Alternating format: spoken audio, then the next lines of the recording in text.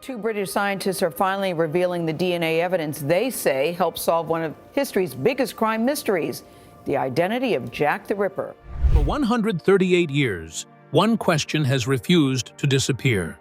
Who was Jack the Ripper? In 1888, 5 women were brutally assassinated in London's Whitechapel district. The attacker vanished, leaving behind fear, rumors, and countless suspects. Police never caught him. Historians never found a clear answer. But now, a shocking DNA claim may have changed everything. Researchers say the DNA points to a man connected to the case. Could this finally be the truth, or another false lead? Join us as we reveal the details. DNA finally solved the Jack the Ripper mystery after 138 years. In 2007, an old silk shawl appeared for sale at an auction in Britain. At first glance, it looked like nothing special. The cloth was dirty, badly damaged, and covered with old, dark stains. It had clearly been around for many years. But behind this simple piece of cloth was a story connected to one of the most frightening assassination cases in history. The shawl was said to have come from the crime scene of Catherine Eddowes, a woman who was assassinated in London in 1888. Catherine Eddowes was one of the 5 women usually linked to the famous Jack the Ripper assassinations. The story behind the shawl began on the night Catherine was assassinated. It was said that a police officer named Acting Sergeant Amos Simpson found the cloth near the place where her body was discovered. Instead of keeping it as official police evidence, he reportedly took it home. He gave it to his wife, but she was shocked by the condition of the cloth and did not want to use it. She reportedly put it inside a wooden chest where it stayed for many years. The shawl was then passed from one generation to another. According to the story, nobody washed it. This was important because washing could have removed blood, skin cells, hair, or other small pieces of biological evidence left on the cloth. For more than 100 years, the shawl remained hidden away. Then, in 2007, researcher Russell Edwards bought it at an auction. Edwards believed the old stains might contain something much more valuable than people had realized. He believed they might contain clues about the person who assassinated Catherine Eddowes. The shawl was taken for scientific testing. The work was given to Dr. Jari Louhelainen, a scientist who studied old and damaged genetic material. The job was extremely difficult. The shawl was more than a century old. Many people have handled it over the years. This meant that modern DNA could have been left on the cloth. The scientists, therefore, had to be very careful. They focused on mitochondrial DNA. This type of DNA is passed from a mother to her children and can sometimes survive for a very long time. The first major question was simple.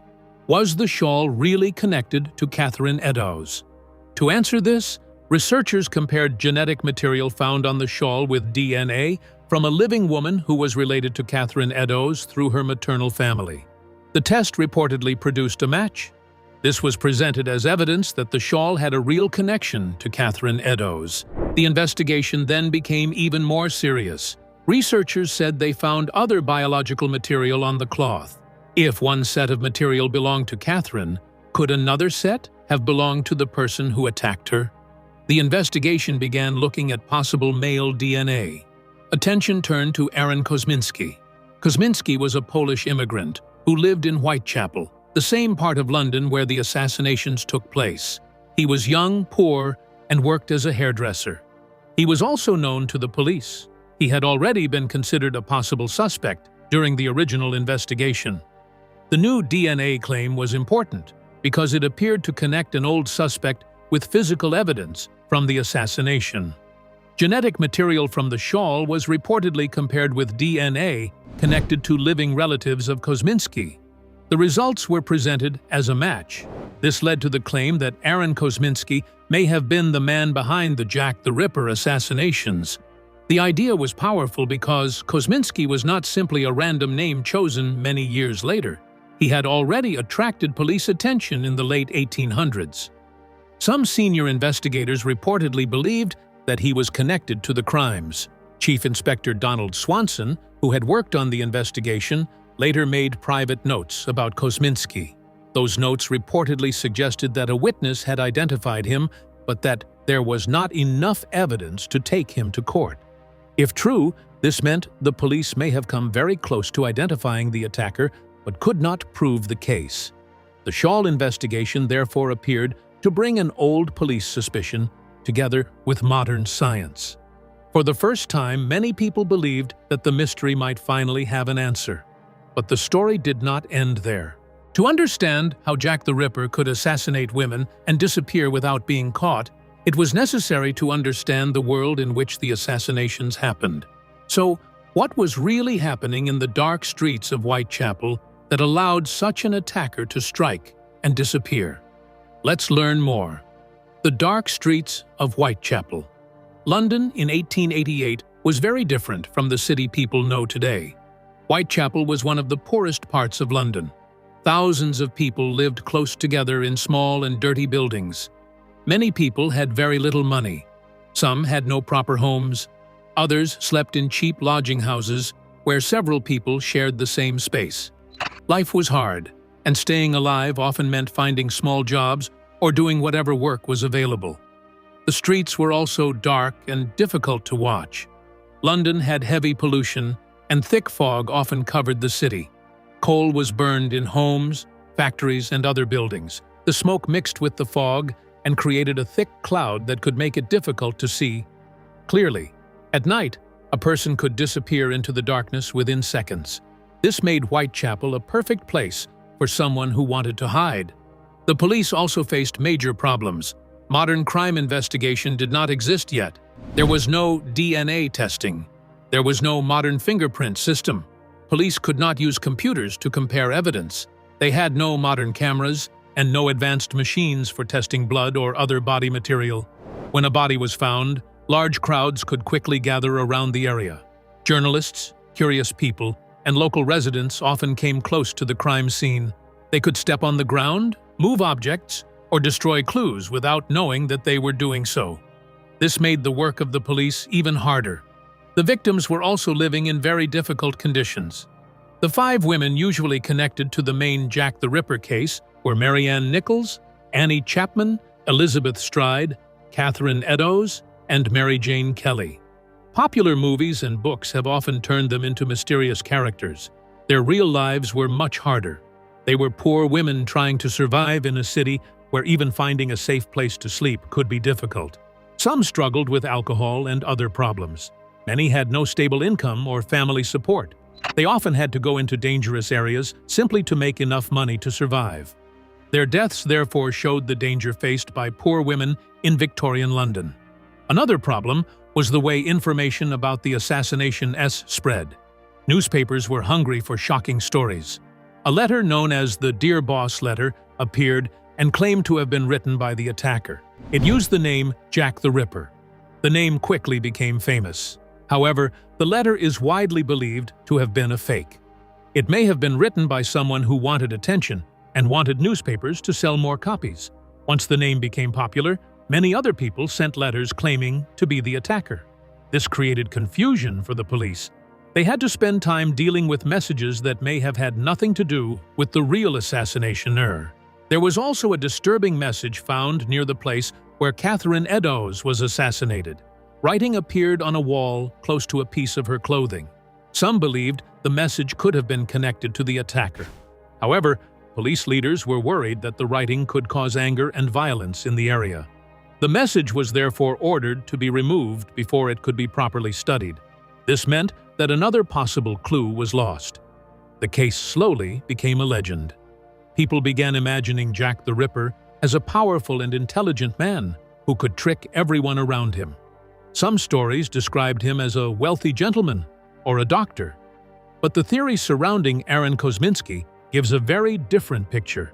It presents him as a poor local man who lived close to the places where the assassinations happened. He did not need to be a genius to disappear. He knew the streets. He understood the area. He could move into the darkness and become just another person in the crowd. The old shawl later became important because it seemed to offer something the police had never possessed: biological evidence. However, the evidence is still debated. Questions remain about where the shawl really came from who handled it, and whether the DNA results can prove the identity of one person. Mitochondrial DNA can help show that people are related through the maternal line, but it cannot always identify one person with complete certainty. Because of this, Aaron Kosminski cannot be described as proven beyond doubt to be Jack the Ripper. The shawl may be an important historical object, but the mystery has not been completely closed. More than 100 years later, the assassination still raises a curious yet frightening thought about who was the man who walked through the dark streets of Whitechapel and disappeared without leaving enough evidence behind. If the police had so many suspects and clues, why did one of the strangest pieces of evidence, a human kidney, lead them nowhere? Stay tuned for more. Kosminski, the police search, the kidney, and the DNA clue. Aaron Kosminski was already known to the police before the Jack the Ripper case became a cold case. He was a poor Polish immigrant who lived in Whitechapel, the same area where the assassinations happened. Police records described him as a troubled man who had serious mental problems. In time, his family had him taken to an asylum because his condition had become worse. He stayed there for the rest of his life. The timing became important to people who believed he was Jack the Ripper. The assassinations stopped around the same period that Kosminski was removed from the streets. This made some researchers believe that taking him away may have stopped them. However, this alone cannot prove that he was the attacker. The assassinations could have stopped for many other reasons. The police also carried out a huge search for the attacker. Officers questioned thousands of people and investigated many possible suspects. But the police had a serious problem. They did not have the tools that modern police have today. There was no DNA testing, no modern fingerprint testing, and no advanced way to study blood or other body material. Crime scenes were also not protected like they are today. When a body was found, crowds quickly gathered around it. Reporters and curious people could walk through the area and destroy important clues. Witnesses also gave different descriptions of the attacker because the assassinations happened at night, often in dark streets covered by fog and smoke. The police had many suspects, but could not gather enough strong evidence to prove who the attacker was. One of the strangest clues in the case was a human kidney. A package was reportedly sent to George Lusk, a local man who helped organize the Whitechapel Vigilance Committee. Inside was part of a preserved human kidney. A letter with it claimed that the organ had been taken from one of the Ripper's victims. Catherine Eddowes had been badly mutilated, and one of her kidneys was reportedly removed. This made people wonder if the kidney came from her. But the police had no DNA testing at the time, so they could not prove where the organ came from. The letter became known as the From Hell letter. It remains one of the most disturbing parts of the case. More than 100 years later, modern science gave investigators another possible clue. In 2007, Russell Edwards bought a stained silk shawl that was said to be connected to Catherine Eddowes' assassination. He believed old biological material might still be trapped inside the fabric. He worked with genetic researcher Dr. Jari Louhelainen to examine it. The scientist studied mitochondrial DNA, which is passed from a mother to her children. They reportedly found DNA that matched the maternal family line of Catherine Eddowes. They then examined biological material on the shawl and claimed it matched the maternal family line linked to Aaron Kosminski. However, the shawl had been touched by many people, so contamination is possible. Mitochondrial DNA can show a family line without proving one specific person left the sample. The DNA may support the Kosminski theory, but it cannot remove every doubt. If the evidence surrounding the old shawl could challenge more than a century of theories, what exactly did the DNA reveal? And could it finally point investigators toward the real attacker? Let's find out. The DNA evidence and the new suspect. The search for Jack the Ripper has continued for more than 100 years. The victims' deaths were violent, and some of the bodies showed terrible injuries. In some cases, parts of the victims' bodies were cut or removed. Because of this, some people believed that the attacker may have known something about the human body. They thought he could have had medical knowledge or experience with cutting and studying bodies. The assassinations quickly became famous. Newspapers wrote about them, and letters were sent to the police and newspapers. Some of the letters claimed to come from the attacker. One letter was even sent with part of a human kidney. The writer claimed that the kidney came from one of the victims. However, nobody has been able to prove that all the letters were really written by the attacker. Some may have been fake. Even so, the letters helped create the name and legend of Jack the Ripper. At the time, Whitechapel was a very poor and crowded part of London. Many people had little money and lived in small, dirty rooms or crowded lodging houses. Some people could not even afford a proper bed. The streets were often dark, and thick coal smoke made the air difficult to see through. There were many people moving through the area every day. For an attacker, this kind of place made it easier to hide. A person could attack someone in a dark street and quickly disappear among other people. Police officers had very few tools to help them. Modern DNA testing did not exist. Fingerprints were not being used in the way they are today, and there were no modern crime laboratories. Because of this, the police could question people and collect information, but they could not prove who the attacker was. Over the years, hundreds of people were suggested as possible suspects. Some were serious suspects, while others were based on rumors or strange stories. 3 names became especially well known: Montague John Druitt, Prince Albert Victor, and Aaron Kosminski. Kosminski became one of the most important names because he lived in Whitechapel and was already suspected by senior police officers. He was a Polish-born Jewish immigrant who lived in the area where the assassinations happened. Police records later connected his name to the case. However, there was never physical evidence that proved he was the attacker. Many years later, attention turned to a silk shawl said to have been connected to Catherine Eddowes. Eddowes was assassinated on September 30th, 1888. The shawl was said to have been taken from the crime scene and later kept by a police officer's family. It stayed with the family for many years before being bought by Russell Edwards in 2007. Edwards believed that the old fabric could contain important evidence. The shawl became important because modern science could look for DNA that Victorian police could never have seen. Researchers later reported finding genetic material from 2 people on the fabric. One profile was said to be consistent with Catherine Eddowes' maternal family line. This was important because it gave researchers a reason to believe that the shawl may have been connected to Eddowes. The second genetic profile became even more important. Researchers said it came from biological material described as semen found on the shawl. The profile was reported to be male and to contain genetic features linked with Ashkenazi Jewish ancestry and Eastern European origins. Researchers also said the DNA could give clues about physical features. They claimed that the man may have had dark hair and dark eyes. These details were then compared with possible suspects. The newer research created a problem for the old Kosminski theory. Earlier DNA claims had linked the shawl to Aaron Kosminski, but the newer findings did not provide the same direct connection. Instead, researchers pointed toward another man named Aaron Cohen. Cohen was also described as a Polish-born Jewish immigrant living in London's East End. His location and background made him interesting to researchers. Supporters of the theory also point to reports of violent behavior and serious mental problems. They believe these details may fit some of the old descriptions connected to the Ripper case. But the new theory does not automatically prove that Cohen was the attacker. It only gives researchers another possible suspect and another path to investigate. The DNA has therefore created a new chapter in the old mystery, but it has not ended the search. If the DNA evidence appears to point toward Aaron Cohen, how strong is the evidence really? And can it finally prove that he was Jack the Ripper?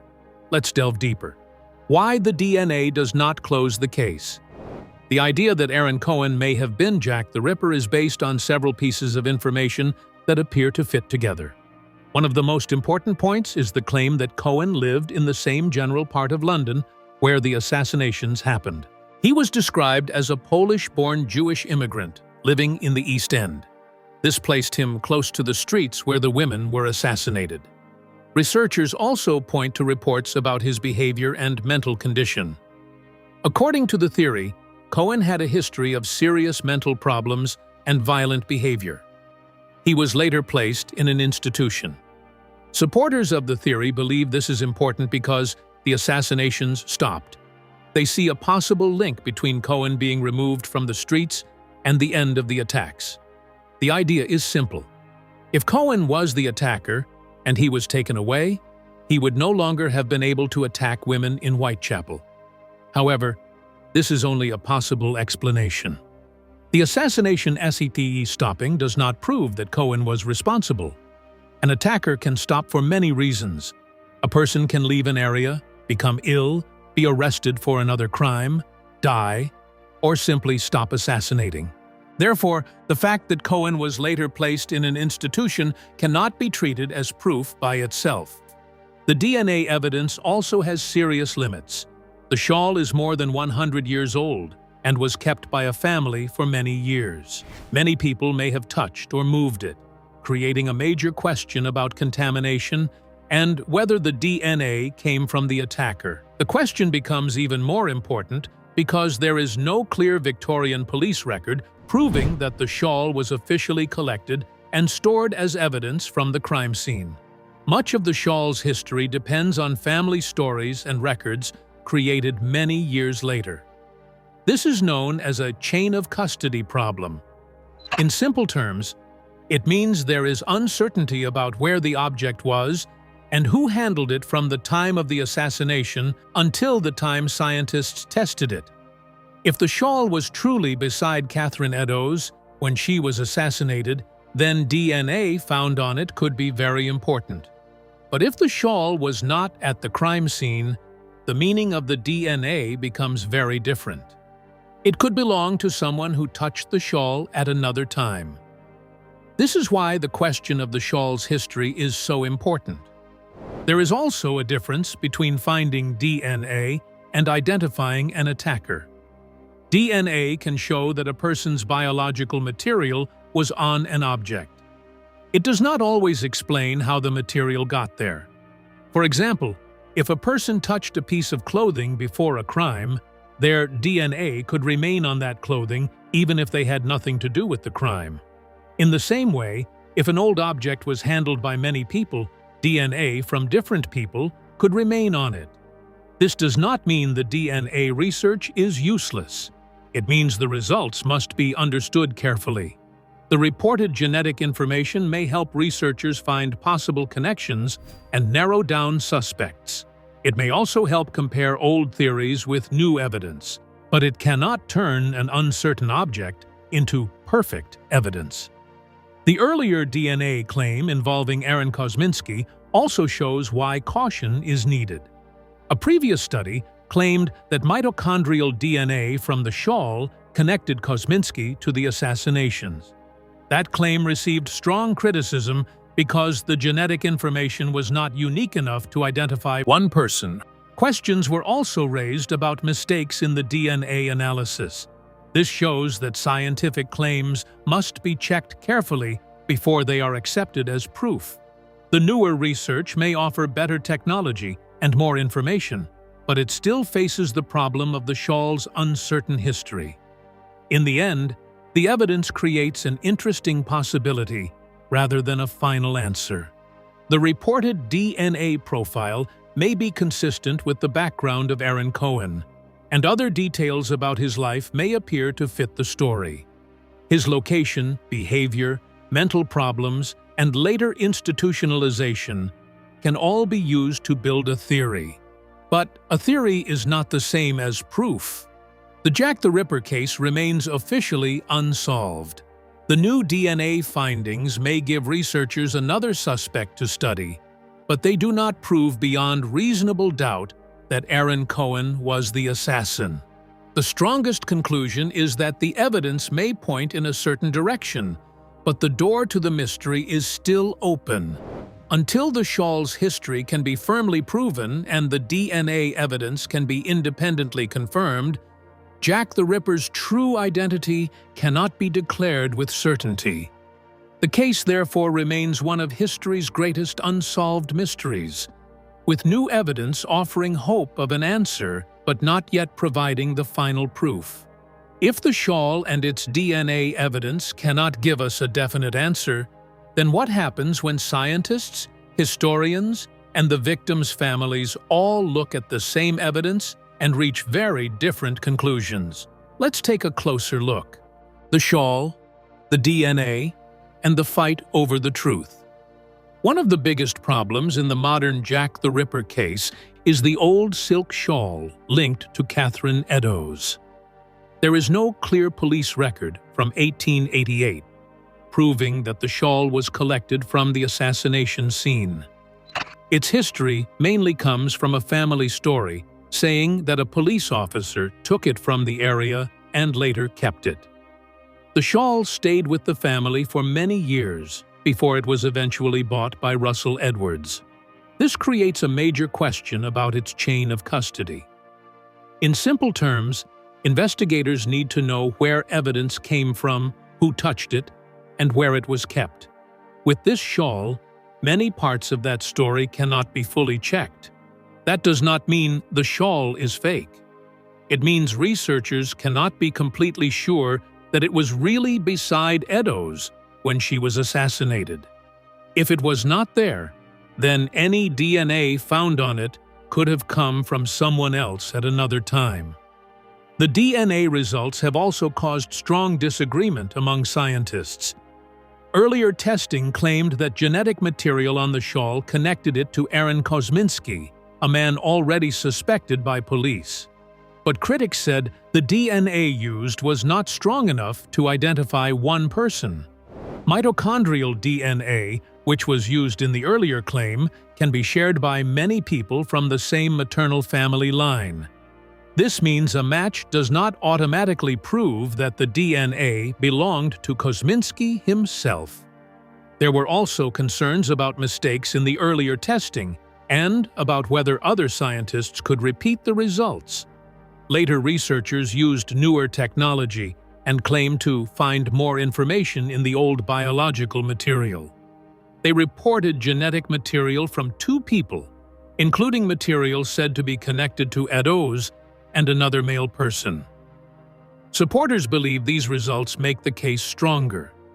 They point to the DNA, the old police records, the location of the suspect, his behavior, and his later time in an institution. When all these facts are placed together, they believe they form a strong picture. Critics disagree. They say the shawl's uncertain history makes the DNA much less useful. They also warn that the cloth was handled by many people over many years. Any of those people could have left DNA on it. The scientific debate became even more serious after the Journal of Forensic Sciences issued an expression of concern about the earlier research. This showed that important questions about the study had not been fully settled. The case also teaches an important lesson. A strong theory is not the same as proof. A person may live near the crime scene, behave strangely, appear in police records, and even seem to match some DNA evidence. But these facts do not automatically prove that the person committed the assassination. The families of the victims have also been drawn into the debate. Some descendants want the truth to be officially recognized. For them, the issue is not about punishing a dead man. It is about finally giving their relatives a clear place in history and acknowledging what happened to them. Still, the desire for closure should not replace good evidence. The Jack the Ripper case is now about more than finding a name. It is also about how old evidence should be tested and how much trust should be placed in modern science. What do you think about the mystery of Jack the Ripper? Share your thoughts in the comments section below. Thanks for watching. If the mystery of Jack the Ripper, the disputed DNA evidence, the mysterious shawl, and the questions surrounding his true identity fascinated you, please like, subscribe, and watch the next video for more unsolved crimes, hidden history, and shocking discoveries. See you there.